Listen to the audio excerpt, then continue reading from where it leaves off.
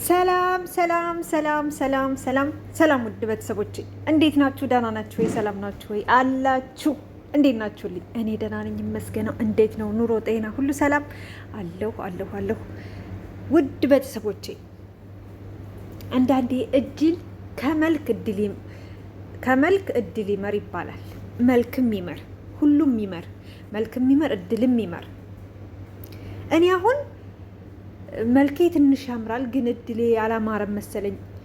በልጅነቴ ፎቶ የሚያነሳኝ አጥቼ ነው እንጂ ፎቶ ብነሳ አሁን ፎቶ ተነስተው እንደ አጋጣሚ የገጠር ልጆች ምናምን እንደዚህ ፌመስ ሆነው ሀብታም ሆነው መላጣ ቦርጫም ገንዘብ ያለው ጠብሰው በቃ ዝንጥ። አሁን ይች ልጅ ቅድስቴ ተማሪ ነበረች። እንደ አጋጣሚ ነው ፎቶውን ያነሳት የሆነ ሰው። ያ ፎቶ ሚዲያ ላይ መጣ። ቆንጆ ናት ተባለ። ፎቶ በቃ በኃይለኛው እንትን አለ። የስራ እድል አገኘች።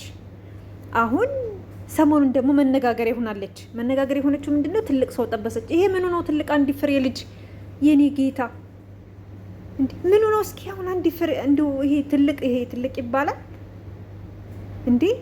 ወንድ ልጅ እኮ ቢያንስ 10 ዓመት መብለጥ አለበት ለሁሉ ነገር አስተዋይ እንዲሆን። ከሴት ልጅ በጣም በቃ የሆነ አንዳንድ ወንዶች ለምን ቶሎ አይበስሉም? ጥሬነት ያጠቃቸዋል። ቶሎ ስለማይበስሉ ወንድ ልጅ በለጥ ማለት አለበት። በእውነት ወንድ ልጅ በሁሉም መብለጥ አለበት። ስለዚህ ይሄ ትልቅ ሰው አይባልም። ጎበዝ ናት፣ አስተዋይ ናት። ለካ መልክ ብቻ አይደለም ያላት ልጅቷ ብልጥ ናት። ስለዚህ ያጣፍጥልሽ፣ ያርግልሽ፣ መጨረሻሽን ያሳምርልሽ። እኔ እንደዛ ነው የሚሰማኝ። ትልቅ ሰው ጠበሰች፣ ጉድ ሆን ምናምን በቃ ብዙ ያራግባሉ እንዴ! ጸጉር የፈረዘ ጂንስ በቲሸርት በሸሚዝ ምናምን የሚለብስ ኪሱ መላጣ ምን ያረጋል? ኧረ ምን ያረጋል? ሁሉ ነገር ሲኖር ነው ሁሉ ነገር። አሁን እኔ አንዳንድ ሰዎች ሲያሾፉ እኔ ገንዘብ አልወድም፣ ፍቅርን ይቀድማል። ገንዘብም ፍቅርም ሁለቱም አስፈላጊ ነው። መቅደም ያለበት ግን ገንዘብ ነው። ገንዘብ ፍቅር ሆኖ ዛፍ ላይ አትቀመጥም፣ አስፋልት ላይ አትተኛም። ገንዘብ ወሳኝ ነው። ገንዘብ አመጣጡ ይሁን እንጂ ለገንዘብ ብላችሁ ሰውን አለማስለቀስ፣ የማይገባችሁ መንጠቅ ይሁን እንጂ እንደዛ አይሁን እንጂ ገንዘብ ለሰው ልጅ መሰረታዊ ነገር ነው፣ ወሳኝ ነገር ነው። ምንም ጥርጥር የለውም። አንወሻሽ። ገንዘብ ከፍቅርና ከገንዘብ የቱን ትመርጣላችሁ የሚሉ አንዳንድ ጅላጅል ቂላቂል። እኔ ገንዘብ ባልፈልግ የማልፈልገው አሁን ህዝቤ እኔ እኮ የታሰርኩ ያህል ነው የሚሰማኝ፣ ነፃነት አይሰማኝም። በቃ ስራሽን አትወጂውም ወይ የሚለኝም ሰው አለ። ወደዋለሁ፣ ግን ገንዘብ ቢኖረኝ ይሄ እንደዚህ አይነት ኑሮ መኖር አልፈልግም። ቢኖረኝ የሀብታም ልጅ ብሆን ሀብታም ባገባ እንዴ!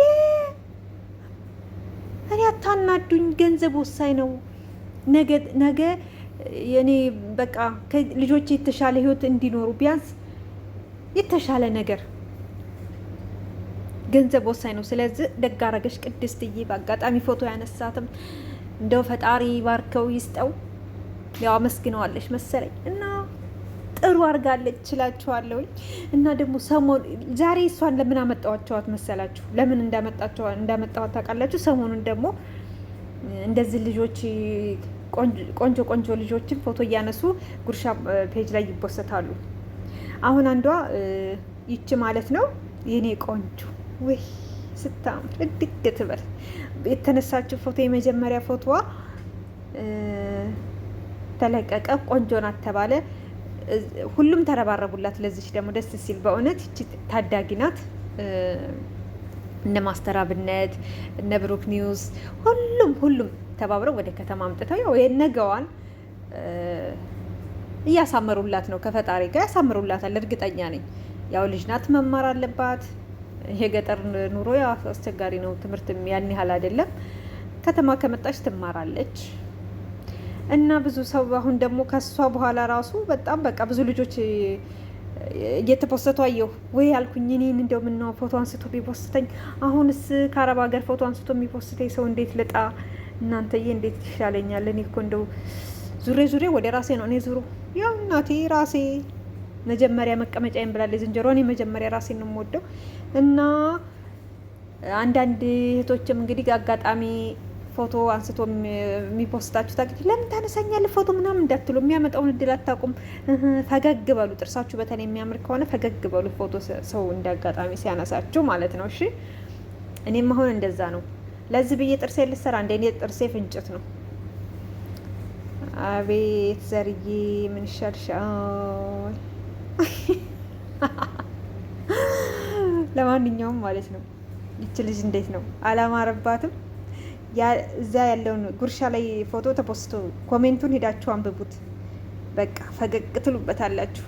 በጣም ነው የሚያዝናናው። እኔ በኮሜንት እዝናናለሁ አንዳንዴ እና ደስ ይላል። ውድ ቤተሰቦቼ ደግሞ እናንተንም ላመስግን ስለምታበረታቱኝ፣ በርቺ ስለምትሉኝ ሁልጊዜ አመሰግናለሁ። አዳዲስ የመጣችሁ ውድ ቤተሰቦቼ አመሰግናለሁ። እንኳን ደህና መጣችሁ ብያለሁኝ እና ላይክ አይከፈልበትም። ላይክ እያደረጋችሁ ውጡ። ነገ የተሻለ ስራ እሰራበታለሁ ብዬ አስባለሁኝ። እኔም እህታችሁ ነኝ፣ አበረታቱኝ እና ሌላው በቃ መልካም ቀን። እወዳችኋለሁ፣ አከብራችኋለሁ። መልካም የስራ ቀን ይሁንላችሁ።